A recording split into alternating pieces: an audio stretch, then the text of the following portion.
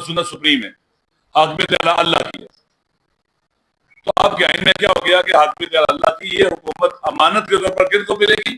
جن کو پاکستان کے عوام منتخب کریں گے، جو شرائط آرٹیکل ڈفرینٹ کے اندر. تو یہ تو پاکستان کے منتخب حکمران نہیں عوام کے، انہوں نے اقتدار پر ڈاکہ ڈالا ہے،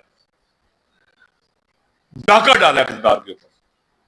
پھر بیت المال کے قبضے میں یاشی ہیں، اس لیے ان کو حساب کتاب دینا پڑے گا.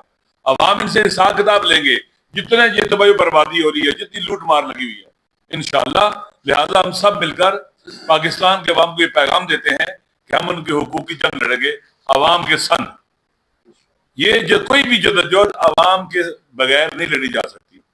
ہم اپنے آپ کو پہلے پیش کریں گے، ہم سختیاں پہلے برداشت کریں گے، مشکلات پہلے جی لیں گے. ہم اپنے آپ کو عوام کو اپنے پر فدا نہیں کریں گے، ہم عوام پر فدا ہوں گے. اور عمران خان پاکستان کے عوام کے دلوں میں رہتا ہے، لہذا وہ پاکستان کے عوام چاہتے ہیں کہ باہر رہے، پاکستان کے عوام اس کے ساتھ ہے. اس کو جیل میں رکھنا یا پاکستان کے عوام کو جیل میں رکھنا ہے. لہذا یہ قابل برداشت نہیں ہے. زندگی چند روزہ ہے، بڑے بڑے فرعون آئے چلے گئے. یہ جو حکومت میں بیٹھے ہوئے سمجھتے کہ ہمیشہ رہیں گے، نہیں رہ سکتے ہمیشہ، انہیں چلے جانا ہے.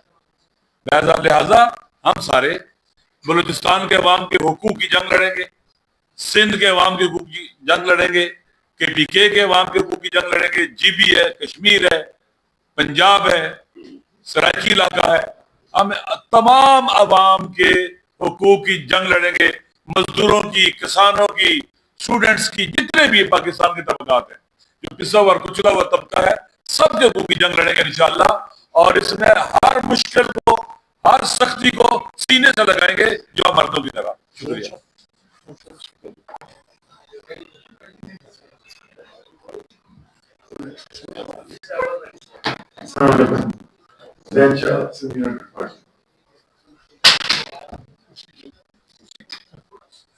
ہمارے سربراہ نے بات کی، میں صرف دو چیزیں عرض رکھوں گا.